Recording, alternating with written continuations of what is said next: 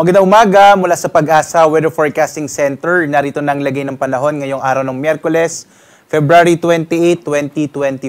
Sa ating latest satellite images, makikita natin na patuloy ang pag-iral ng northeast monsoon o amihan, partikular na dito sa may bahagi ng Luzon at Visayas. Ito ang magdadala ng mahihinang pag-ulan, partikular na sa bahagi ng Cagayan Valley Region at gayon din sa lalawigan ng Aurora. Sa nalabing bahagi ng Luzon at Visayas, kasama rin yung kamay nila, nasaan pa rin natin yung mga isolated o pulupulong mahihinang pag-ulan. So generally, sa Luzon at Visayas ay fair weather ang mararanasan pero posible pa rin yung mga isolated light rains. Sa bahagi naman ng Mindanao, may mga kaulapan dito particular na magdadala ng mga pag-ulan, mahina sa tamang pag-ulan, particular na dito sa may bahagi ng Caraga at Davao Region. Sa nalabing bahagi naman ng Mindanao, mga isolated or mga pulupulong pag-ulan, pagkilat pagkulog ang siyang mararanasan. Sa kasalukuyan, wala pa tayong minomonitor na low pressure area na maaaring maging bagyo na papasok sa loob ng Philippine Air Responsibility. Sa pagkatapos nga ng buwan ng Pebrero, wala tayong naging bagyo or wala na tayong aasahang magiging bagyo sa loob ng Philippine Area of Responsibility. Pagpasok ng Marso, hanggang isang bagyo naman ang ating maaaring asahan.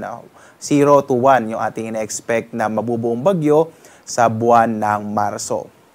At narito nga ang ating magiging lagay ng panahon dito sa Luzon. Makikita natin ang mas malaking tsansa ng maihinang pag-ulan, partikular na sa bahagi ng Cagayan Valley at Aurora, dulot yan ng northeast monsoon. Habang sa nalabing bahagi ng Luzon naman, makararanas pa rin ng mga isolated o pulupulong mahihinang pag-ulan, mga ambon ho ito, na dulot pa rin ng northeast monsoon o hanging amihan. Yung agwat nga ng temperatura sa Lawag, 22 to 33 degrees Celsius, sa Tuguegarao naman, hanggang 30 degrees Celsius, sa Baguio, 15 to 24 degrees Celsius, sa bahagi ng Kamaynilaan, 22 to 32 degrees Celsius, sa Tagaytay naman, 21 to 29 degrees Celsius, sa Legazpi, 24 to 30 degrees Celsius.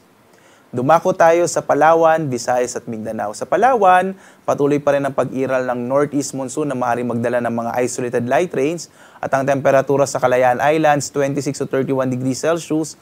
Sa Puerto Princesa, 25 to 32 degrees Celsius.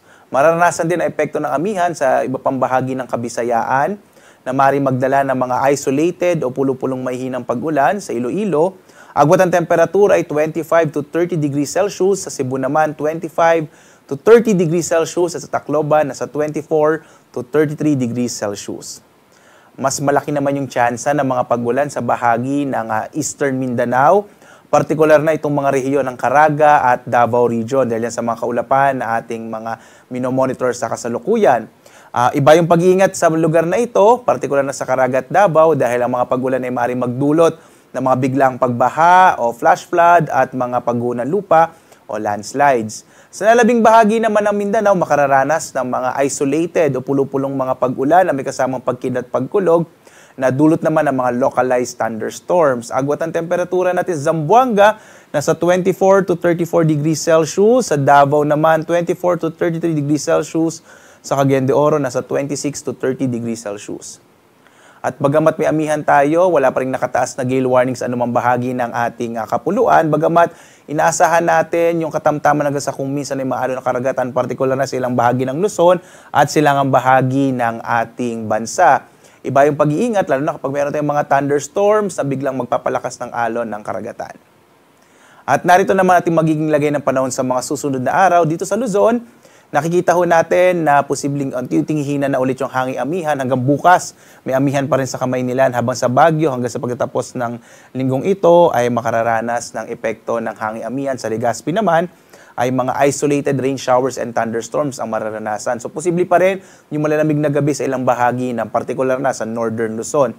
Sa Metro Manila, in the next 3 days, ang agwat ng temperatura ay 22 to 30 degrees Celsius. Sa Baguio ay nasa 14 to 25 degrees Celsius. Sa Legazpi naman, nasa 24 to 32 degrees Celsius. Samantalang dito sa Kabisayaan, hindi na po ihina na itong amihan. Kaya ina-expect natin o inaasa natin magiging lagay ng panahon sa sunod na 3 araw ay mga isolated rain showers and thunderstorms, mga pulupulong pag-ulan, pagkilat, pagkulog. At ang ating mga Regional Services Division ay naglalabas sa mga thunderstorm advisories para sa mga specific details ng mga pag-ulan sa mga nabanggit na lugar. Sa Metro Cebu, in the next 3 days, ang ating inaasahang temperatura ay mula 24 to 31 degrees Celsius. Sa Iloilo naman, 25 to 32 degrees Celsius. Samantala sa Tacloban, nasa 24 to 33 degrees Celsius. At dito sa Mindanao, inaasahan pa rin ang patuloy na epekto mga pag-ulan dito sa may bahagi ng Metro Davao in the next 2 days.